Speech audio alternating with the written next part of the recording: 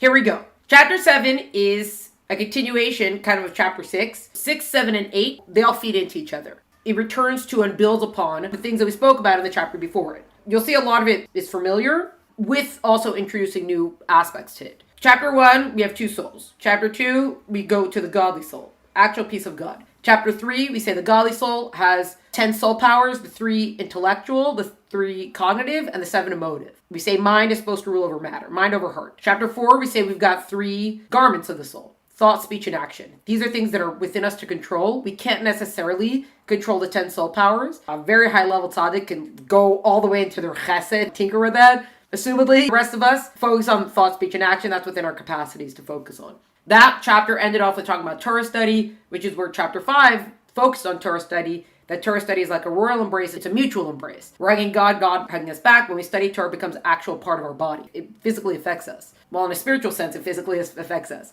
And then chapter 6, we started talking about the animal soul, or the natural soul, whichever soul you like it better. It says Nefesh HaChiyunis. Nefesh HaChiyunis HaBahamas. The enlivening animal soul.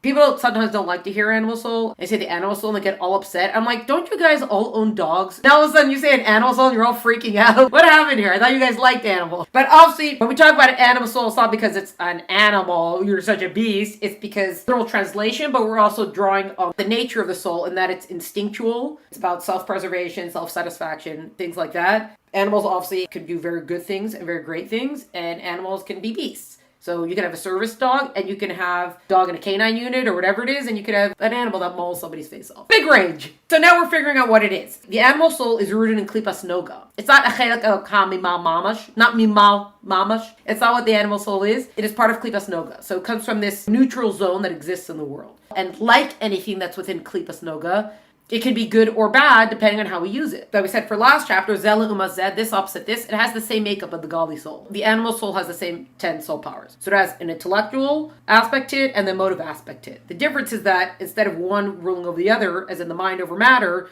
they kind of get mixed up. And that's where our struggles come in. So again, is the animal soul, it's not a beast and it's not evil, it's not a terrible thing. It depends on how we use our animal soul. Do we use it to just indulge in the world? Or do we use it as the vehicle to fulfilling what we're supposed to do in the world? We'll get into this way much later, but the punchline of everything is that a godly soul, as pure and holy and beautiful and wonderful as it is, it can't do anything without a body. It needs a body to function. The thing, though, is that the animal soul is not just a robot that you could program. Yes, master, yes, master. It's got its own personality to it almost. It's got its own distinctiveness to it. The struggle comes in trying to rein it in. A good comparison for that is kind of like the way, especially in the 70s, you had people freaking out, the youth of the generation and all these hippies, these crazy kids, and all these revolutions that were going on then. What are we supposed to do with the youth of the generation? And the Rebbe would say, we're not trying to quash them. We don't want to dismiss them. We want to take these energies they have and we want to redirect it. Look at how great it is. They've got so much enthusiasm. They've got so much excitement for things. And they're so full of energy. Let's take that energy and move it to the right place. Very different than just saying, this is all evil and you're all so terrible. That's what we're going to get, what we want to get with the animal soul. Anyways, last chapter we ended off by saying there's 2 parts of Klipah. There's 2 levels. One is Klipas Nogah. Anything that's permissible, the mundane acts, the gray zone. Why is it gray zone? Because there's black and white in it, as in there's good and not good in it, depending on how we use it. Anything that is permitted, a cow or a chicken, or an apple, or a Mario mushroom,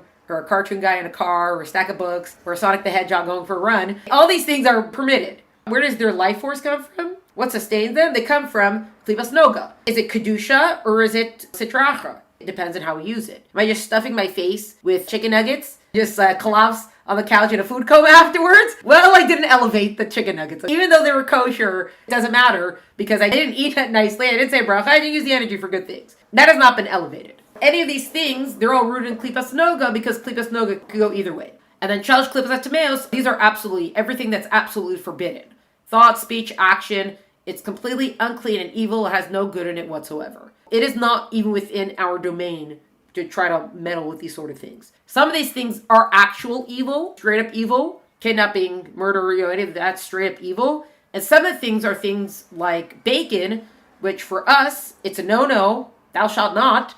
But when Mashiach comes, that's going to become kosher. Because where we are now in our life now and the roles that we're playing right now, this is not for us to elevate. We do not have the capacities to elevate it. It's in the Shalosh Klipos Hatme'os. It's a no-go for you. In the future, when Mashiach comes, the world's going to be a different place then. Things are going to change. And because of that, we're going to have the capacity to then elevate that. We will have the ability to make it something that's holy, which is why it'll be kosher. I think we mentioned this already, but rabbis, when they argue over halacha, it's not just them arguing for the sake of arguing. It's them trying to figure out if God said this, what does that mean about what can be made holy and what cannot be made holy? We have decided now that this is forbidden. Translation, we have decided that this is part of the Shalosh Klipos Hatme'os and cannot be elevated to Kedusha. They don't usually use those exact terms. That's kind of the way we see it here. Tanya points out, even basic things that we're doing for the body, anything that's not L'Shem Shemayim, and we're doing it just for the body, that still is going to fall down into Klipas Nogah. Not specifically elevated. And you're like, well, my body's got to eat. Because, we just get weak and then we collapse. Yes, accurate. But are you just eating because I love food so much? Are you just eating because my body's got to eat or it's going to collapse? Or are you eating because I must feed and sustain the body that God has given me so that I can fulfill his will in Torah and Mitzvot? Obviously, that's how we all think, right? That's the only reason why any of us eat. But for those who don't think like that, any of the food that we eat then, it's not elevated. It stays in Klipah. This is the underlining thing that the Alter Rebbe is telling us here.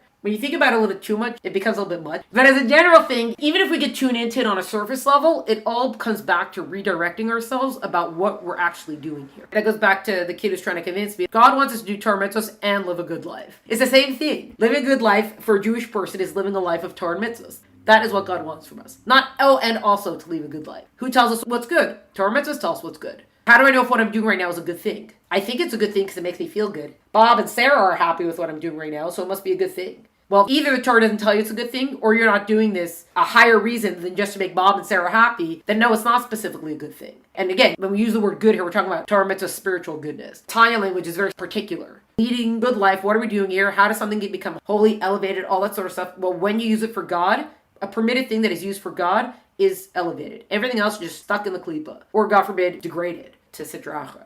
Like we listen to Rabbi Gordon, Rabbi Shua Gordon, he'll be like, are you living to eat or are you eating to live? This is going to a step above that even. It's like, I'm eating to live because God wants me to live, to be on this earth, etc., etc., etc. Now, you might go through the whole mantra every time you eat because then your cereal's going to get soggy by the time you're done. But it reminds us of what we're supposed to do. When they were celebrating the anniversary of the Man on the Moon in the 60s when it was going on, and everyone was talking about it, it was the news of the days, and I think it was a Chabad Rabbi in Tennessee. He was invited to be on a radio show. I don't remember his name, but it was a big radio guy out of, I think, North or South Carolina. And one of the things that he asked him was, Judaism is the language of God and kindness and goodness, etc. So how can you have punishment like lashes? Where does this come in? How does this all align of this good and forgiving religion that you're giving out lashes now? And the rabbi kind of gave that answer of like, oh, it doesn't really happen. When you think about it, okay, it was probably put on the spot a little bit, so he had to fumble for an answer. But when the Rebbe heard about it, he specifically said, that's not the answer. We'll speak in the language of the people that people will understand. We're putting millions and billions and gazillions of dollars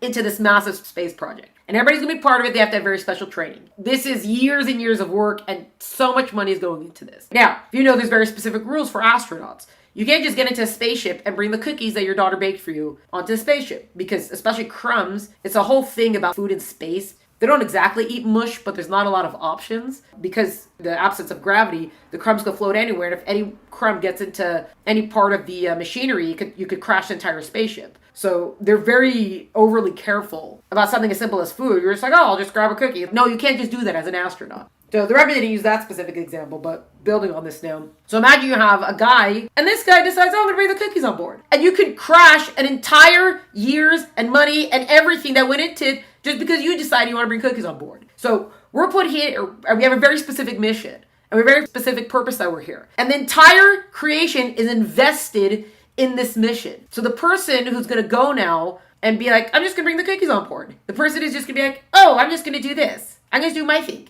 I know it's not part of protocol, but I want to do it. Is lashes, is that even enough of a consequence for what the fact that this person has now jeopardized the entire mission? No, it isn't. Lashes are merciful. Now, we don't administer lashes today, but if we could think about it, you can kind of connect it to consequences of sin and transgression. But it's something to kind of think about here that we're trying to get our mindset in the right place. Kind of a heavy thing to bring in so early on. We're only at chapter 7 and we're already like throwing the bricks. Is that I didn't think about early on enough of like, why are all these things so important? Well, because our life, our spiritual mission as Jewish people is tied into the entire existence of creation. It's tied into everything. So that's why we want to be so careful with everything, because we don't, any of us want to be the person who crashes the whole mission. We do the best we can. We do make mistakes sometimes. There's a difference between going through a hard time and then trying to get through the hard time. There's a difference between making a mistake and then trying to rectify the mistake. We have much less patience and we are much less forgiving of people that are remorseless than of people who try to make good on something that they did that wasn't correct. humans, we're going to make mistakes.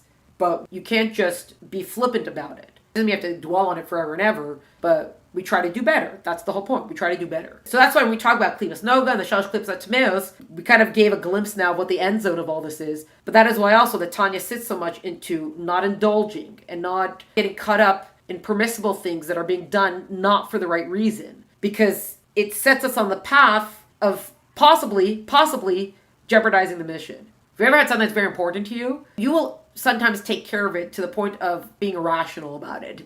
Because there will be no scratches, and put on gloves, go to mikvah before you touch my Fabergé egg. Why? This makes no sense. Yes, it does, because this is precious to me. And you will not mess up my Fabergé egg. All these things, when we actually think about it, we already behave in this regard. We're making the transference now of all these behaviors of things that are irrelevant to things that actually matter. Now, going through it, this world, which is World of Asiyah, the world that we're in is Asiyah, the Klipas Nogah that we have, because of all the contractions and everything that's occurred of the godly light coming down into this world, it ends up being a world of much spiritual darkness. Klipas Nogah seems to be mainly evil, as in mainly dark, that only a little bit of good is mixed into it. It's much harder to find the good. It's there. It takes more effort from us to seek it out. But when we use the Klipas Nogah for positive mitzvahs, we remove and we elevate the good to Kedusha. Klipah, we have Sitra Achar. Klipah, which is the shell, the peel. All these things that you're saying about food, are we supposed to subsist on just stale bread, and salt, and water? And so apparently I'm never allowed to eat anything that tastes good in my whole life. Sure, the Alter Rebbe that Rebbe Yitzchak of Barditchev was coming over for a visit. And in the Alter Rebbe's house, his daughter had taken over much of the cooking from his wife. But because the Barditchev Rav was coming to visit, the wife was like, oh, I want to cook the food, the special schos that I'm going to have for it. And the daughter's like, I get to cook the food now. So they're going back and forth. Okay, we're going to have a compromise. The daughter's going to cook the food and the wife's going to salt it. They come and Rebbe Yitzchak and Barditchev is there and they're sitting and they're eating the soup. Around the table, everyone's putting their spoons down and the Alter Rebbe is still eating. Finally, he looks up and he notices, like, wait, why is no one eating the soup? And like, it's really salty. What had happened is the daughter, as she's cooking, part of the cooking, she put the salt in. She didn't realize it. And then the mother went and salted the food again.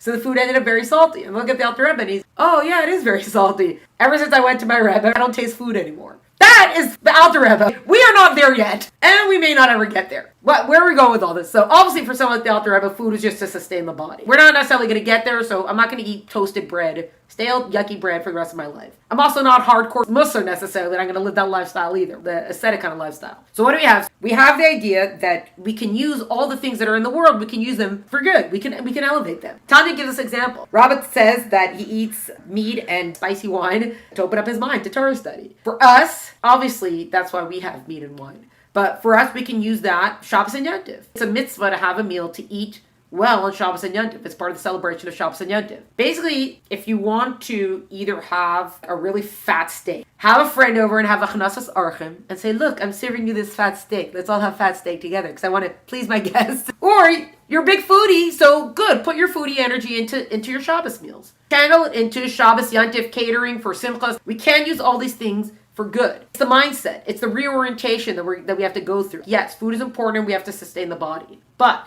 falling to sitracha, b'zolei basar v'savayayin, you just become a glutton and you're quaffing wine all the time. You've taken something that had a great potential for holiness and you've degraded it. We have the other thing of the milsa dividichusa, which is the tongue twister, and everyone can try to say that 14 times fast, and good luck. An opening joke. Well, humor is just frivolity. So yeah, when you're hanging out with your peoples in the back of shul and you're just making fun of everybody who comes in, yeah, that's frivolity. But why does a rabbi use a joke to open up a speech? Because he's trying to get everybody's attention. So Rabbi who did it? Then he used to open up his lectures with an opening joke. After it opens up the mind. Okay, and I'm going to tell you a sidebar as a writer, because I know you're so interested, so I'm going to give you input as that. I have concluded from stories, and especially when I go on my rants about the way that they're filling everything with such garbage these days, you could have gratuitous violence, you could have gratuitous language, and you have gratuitous romance or nudity. But there's almost no such thing as gratuitous comedy. You don't use the word gratuitous comedy together. It doesn't go like that. You might have comedy in bad taste or something like that, but there's no such thing as gratuitous comedy, because comedy opens a person up. We need it very much to relax ourselves, to open ourselves up. And I just remember so clearly when I read this one book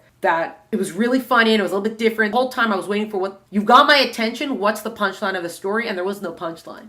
I remember being so disappointed that you wrote a really funny book. Why does there have to be a punchline? Well, because the particular story, it seemed set up for a punchline. Not something preachy, but just, and that's why, whatever. And it wasn't there. I remember thinking, oh, the author missed out. They missed out on their opportunity. You had us laughing the whole time, and then we're in the palm of your hands now because you got us to laugh, and you didn't deliver on that. You missed it. So we need that release. We need the openness that it's going to lead to. But everything that we're doing, going back to last chapter, we got to finish the sentence. And we got to think about it, is the end of my sentence in line with what the entire mission is? I'm doing this now with purpose, and I'm not just doing this because that's the end. Don't just leave the sentence open. You have to finish the sentence. Whatever permissible thing it's going to be, all of it is to purpose. There is reason for it. And when we do the to purpose, the reason for it, that's when we could take it from regular Klipas Nogah and we could elevate it to Kedusha. Especially when the answer is that this is something that's going to help me now in my divine mission. We see here that things that are permissible, we recognize these words, that a word of heter or mutar. Usually we use that to say that, oh, this is something that's permissible. But the literal translation of it means that it's untied or it's unbound. It hasn't been tied down on the Shalosh Klipos Hatme'os. It's not bound down by the negative forces. It is something with the potential to elevate it. So the elevation or the degradation depends upon our intention and the use of it. Permissible things that are not used for the right reasons are degraded, but they could still be elevated or redeemed through teshuva. That's important to know. Oh, I ate this because I indulged in it. I ate it to fulfill my own desires and cravings for something. Someone in my community, I don't know what article she read, but it's like when you're craving something, you should just eat it, because if not, you're going to eat everything else instead of eating it. If you come with your eyes like, oh, I really want chocolate now. Oh, I shouldn't eat chocolate. Okay, and then you stand in front of the cabinet and then you're eating chips and pretzels. So it's like all of a sudden you've eaten half a cabinet, but I didn't eat the chocolate. Well, that didn't really help you now, did it? She's like, I read the thing, it says just eat the craving and then move on. And it's kind of true, because once you fulfill the craving, you're over it. But the point here, Tanya will tell us, don't just give in to the craving, because to what end? All you did now is listen to the animal soul, and you're just making the animal soul stronger. When you're just eating because I'm eating, you just made the animal soul stronger. You fed the animal soul. You gave the kid without saying no to the kid. Why is that a big deal? Because to listen to the godly soul, it becomes harder for us. We've set ourselves up. It's going to be much harder for us. I just got it to think of somebody in one of my other classes. Basically, she made this decision where she decided this was bothering, so that's it. I don't do it anymore. I do my own thing, whatever. It's not a sin, but it's just something that she stopped doing something positive. Look, all the things you're saying are totally correct, but you made the wrong decision. I was like, it doesn't matter what you say to me. You made the wrong decision. You are correct in everything you said, because this got a little bit harder for you, and instead of stepping up your game, you gave up. Which is basically what kind of happened. Like, this annoys me, that annoys me. I agree with you. Everything you said is so annoying. But you gave up, you made the wrong decision. Anyway, so going back. Things that are permissible, and we don't use them for the right reason, they get degraded then. We could elevate them, we could redeem them through teshuva. However, a trace does remain, and that's where we have certain consequences that come from it. Like, this one is chibat kever. That's like the rolling over in the grave. Tanya doesn't dwell too much on, oh, everyone's going to Gehenna, they're all going to go to hell. It does mention it because these are the consequences. It tells us kind of where it comes in, because at the end of the day, you could try to wash out a stain, but if a part of the stain is still there has to be a cleansing process. So it's not using these things to scare us, because a punishment and brimstone and fire and lightning is going to strike you, but we do have to know we're getting full information about what happens. We can have regret or remorse that can bring forgiveness, but doesn't necessarily bring transformation. So what do you mean transformation? Like, oh, I'm so sorry I did that, but am I never going to do it again? Does it actually change what I did? Does it now elevate what I did? Well, if we don't have full teshuva with it, we can't necessarily fully redeem it. But now let's look at the other side. What about something that falls into sitra achra? Either something that's forbidden or something permissible that we've now used for something not good. So not just that it hasn't specifically been elevated, but we've specifically used it for something that's not good. The word we have for something that's forbidden, we use the word asur. But as we saw here, that's not exactly the literal translation. The literal translation is that it's bound or tied up. As in, it's bound in this darkness, we cannot elevate it. Why can't we eat pork? I want to have pork. Because it is asur. Oh, it's forbidden? No, well, what? Where's the lightning strike? No. It is bound up. It cannot be elevated. You cannot elevate this. This is not part of our spiritual mission. Not specifically evil. Other people can eat it. Our spiritual mission, we have anaphylactic allergies to it. This is no good for our spiritual place and for what we are supposed to accomplish spiritually. We are specifically blocking godliness from shining into the world when, as a Jewish person, we engage in this sort of behavior. As an astronaut, you can't just bring the cookies on board. You cannot do that. You're endangering the entire mission. Stay away. We see it's the source and the vitality for forbidden foods or relationships, all that kind of stuff is coming from what is asur. Now, what if someone did transgress? They did something that was asur. They ate something that was asur. They were part of a relationship that was asur. Is there any way of redeeming that? So what is, yes, when Mashiach comes, all impurities are going to be wiped away from the land, so everything will be fine and dandy. Another option is a teshuva that comes from a love from Hashem that's so deep. It's deep as parched soil thirsts desperately for water. You can imagine the type of love, the same way that someone in the desert crying out for water, when the love can reach that kind of level, then even at that level, even sins that we've committed, transgressions that have occurred, they get nasla kazachim. They become like merits to us. Obviously, that's not a simple level of teshuva. That's not a simple level of love where that's coming from. I think Tanya mentions it, but I don't think it's mentioned here. The story of Rebbe Elazar ben Dordaya, that he was someone who, there was not a prostitute that he didn't hook up with. And he once heard, this prostitute all the way in, wherever. And he goes, he travels all the way to her. And she says, just as I'm releasing this breath, you're never going to come back from what you've done. That shook him. He heard that. He was like, oh, great. So say he sat between two mountains, he sat in the valley. Mountains, save me. Sun and earth, save me. And then, okay, no one's going to save me. And he cries to the point of expiring. And he dies and says, the Elazar ben Dordaya is going to have the world to come. That's kind of a paraphrased version of the story. It actually says, it's interesting. I don't remember who I heard was talking that. He's sitting in the valley there, and he's like, mountains and earth, save me. And the sun is basically what he's trying to do is he was blaming everybody else. Oh, I didn't have a good upbringing. Oh, I have these evil character traits. Oh, my parents or whatever. And each one is saying, no, we can't rectify what we've done. We can't rectify what you've done. Till he finally realizes, I'm the one who's been responsible, and I'm the one who can rectify what I've done. So sure, when someone transgresses, maybe there were a lot of extenuating circumstances that led to it. Maybe they were brought up in a whatever crazy situation, or who knows. But at the end of the day, the only person who is responsible is the person who committed the transgression. And that is the only person who could come back from that transgression. Blaming everybody else does not make teshuvah happen. Only that person can make teshuvah happen. That's how we know that you can't change the world, you can only change yourself. Sometimes we get fixated on everything else. It's easy, and sometimes it is true. It is true that if X, Y, and Z hadn't been there, I wouldn't have done, whatever. But it was there, and it is there. It's up to us, and it's only us who can rectify and who could come away from that. Tanya is very specifically for ourselves to look at, and we have to be very honest with ourselves. And sometimes when we remember everything else that's driving us crazy, and everything else we do want to fix a lot of other stuff, it's very... I don't want to use the word freeing, but there is a reassurance in remembering that I am only responsible for myself and God's running the world. And whether or not I want to be the one who has to change, I know that I am the only one who can make me change. If that makes sense, it changes the way we enter certain situations. That's why we have B'makam Shabal Teshuva Amdim. We're a place where Baal Tshuva stands, even a tzaddik can't reach. So why is that? Because the Baal Tshuva, Saul, was in that place and overcame that place. A tzaddik has no temptation for that place at all. The tzaddik did not deny sin. The tzaddik did not give up the sin, because that's not in the tzaddik's periphery at all. That's why you have this whole thing with, I don't remember if we mentioned this, but Yaakov and Esav. Why would Yitzchak want to give Esav the brachos? Doesn't he know? Yeah, he did know. And he thought, if I'm going to give Esav the brachos, he's going to achieve even more. Well, how could Esav reach a level that's higher than Yaakov? How does that even make sense? Yaakov's taught him, he's done everything right. How could Esav go higher than him? Well, because Yaakov, his natural inclination is to do right. So, yes, you have to follow through with it. You still have to do right. You can't just, I feel the right thing. That's not enough. So, yes, that's very praiseworthy. That's something to admire. You got to actually follow through with it. Someone who has an inclination toward good, for them, their challenge is not necessarily to do bad, but for them, their challenge might be to be lazy, to not act. It's very different versus someone who's got a challenge to specifically do something that's not good. It's different kinds of challenges, but both of them result in good not being done. Either becoming lazy or saying, someone else will take care of it, or I've done enough today. Taking care of enough people. Why do I have to take care of more people? Versus the person who actually has a desire to actually transgress. So we have Yaakov. We're not going to deny and take away from who Yaakov Avinu. But Esav could have been so much more if he had overcome. So that's why a Baal Tshuva, someone who comes back, stands at a place that even a tzaddik can stand in. Because a tzaddik, he hasn't been in the darkness. He's not a tzaddik. Well, we'll get to that. The chapter ends off something very interesting, because it talks about all these sins, this, that, whatever, we could rectify them, or how rectify, whatever. It says there are certain sins that cannot ever be rectified. For example, if someone misses Kriya Shema Shalamita at nighttime. Can't go back to that night that you didn't get a chance to say Kriya Shema. It's a chance that we missed. There's no way to recreate the chance unless you could time travel somehow. Another one that it talks about is something that comes out of forbidden relationships. The gift of life, the ability to create life, is one of the greatest things that God has given us. You're imitating the Creator by creating life. Okay, obviously God's partner in that. So which means that the waste of that, the wasted potential of that,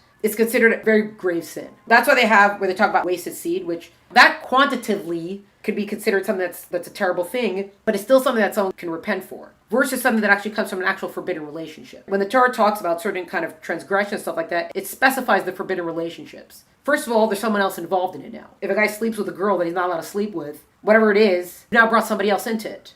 Not only that, but a sin that you can't rectify then is that if something now comes out of it. So let's say someone is engaged, God forbid, a forbidden relationship, and then a child's born. You can't just do teshuvah then. because there's a child that exists now that was created out of this illicit relationship. When I was kind of doing this, I was like, what am I supposed to do with this? Like, why is this practical for me to walk around with? Not a derogatory way. Where are we going with this? Whatever. So then my father's telling me, he's like, no, this is why it's so important to make sure that people get a proper get.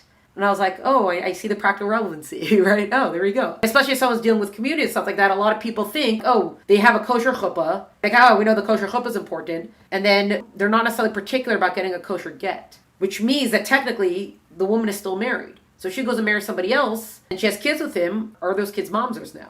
Biblical bastard, not the way that we call somebody a bastard because they annoy us. And that is a sin that an entity has now been born. There's rules for who a mamzer can marry and different rules about all that kind of stuff. The only way that sin would ever be rectified is once the mamzer is not alive anymore. You can't go and just like, okay, getting rid of the mamzer. Like, no, that's murder. But when you think about how far that can go, the outcome of it becomes a little more scary, like a little bit more real, because now we can actually see a physical manifestation. This is also something especially when you talk to like people in the community, they don't like this. They're like, well, he didn't do anything, so how can you weigh this sin on a child? That's true. So first of all, adults, get your act together. Stop fooling around. But another example also my father, he's like, well, a Coke baby doesn't have a choice either. Those kids that they're born addicted to Coke, they didn't choose that. And it happens. And it's a terrible thing for a child to have to be born like that.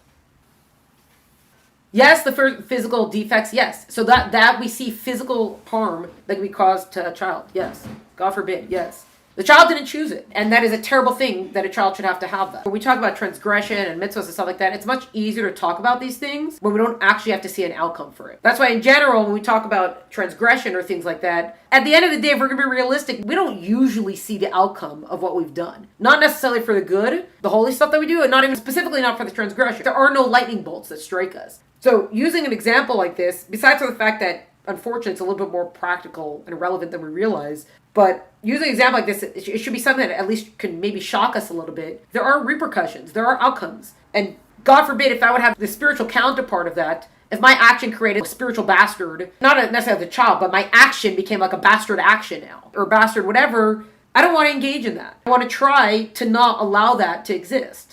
Anyways, going back for a second, that's what it talks about the nighttime Shema, the Kriya Shema Shalamita. It says it's a double-edged sword. Specifically, it talks about for sin of wasted seed. The nighttime Shema is called a double-edged sword against that. So you have one side that destroys the Klipah that's kind of become a vessel for it, and the other side that can then elevate it. It's a very powerful thing, nighttime Shema. Yay, let's have a lot about it in the nighttime Shema. We say it like that, but it's the sin of the wasted potential, the possibility of creating life. This is the second time that we've seen how important it is to make sure that there's a holy situation in the creation of life.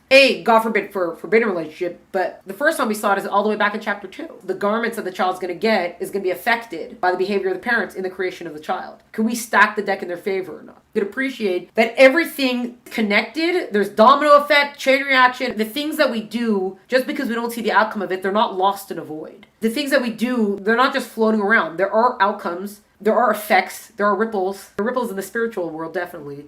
But in the physical world that we can't see, that are a result of the actions that we do. So at least we can hope that this should be something that should motivate us to try to get ourselves on the right track. Okay, maybe I didn't do it perfectly every single time, but why is the Torah so involved in all the nitty-gritty of our life? Because all of it matters. It all matters for the mission. We don't want to, God forbid, ever jeopardize or have the potential possibility that we might jeopardize the mission. We're on the journey. We're doing the best we can. We're only Zush after all. We're not Moshe. We're not Moshe Rabbeinu. But by remembering this and then at least recognizing when, hey, maybe I didn't do such a great job that time, I want to try to rectify, remorse, teshuva, and all that kind of stuff, we see that it's very relevant and that it has impact and it has effect. We're not just here. We're not just lost in the void. There's purpose to the things that we do. That basically is chapter 7.